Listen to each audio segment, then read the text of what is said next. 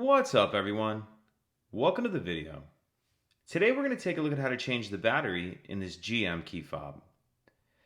So this remote key fob is going to use replacement battery CR2032, and I'll put a link in the description box of this video to where you can purchase these batteries if you're in need. I'm going to be using a quarter to open this fob. GM kind of designed this to use with a coin. If you don't have a coin handy, you can use a flathead screwdriver. But if we grab our fob and we take a look near the bottom, near the key ring, on the bottom side, we see this notch right here. What I'm going to do is put the quarter in that notch, and then I'm going to twist it like this, like I'm opening a lock with a key. So put it in that notch, make sure it's all the way in there, and then twist.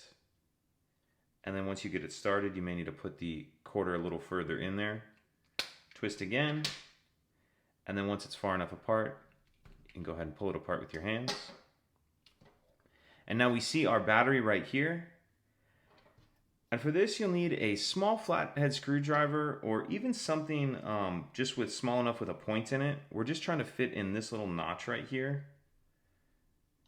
Go in that little notch just to get under the edge of the battery.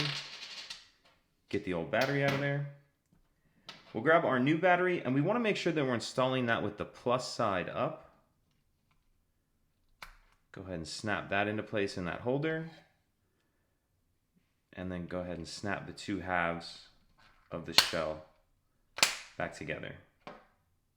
And that's it. Pretty simple.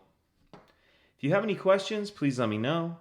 If you could take a second to like and subscribe, it helps us out. And I'd appreciate it. Thank you.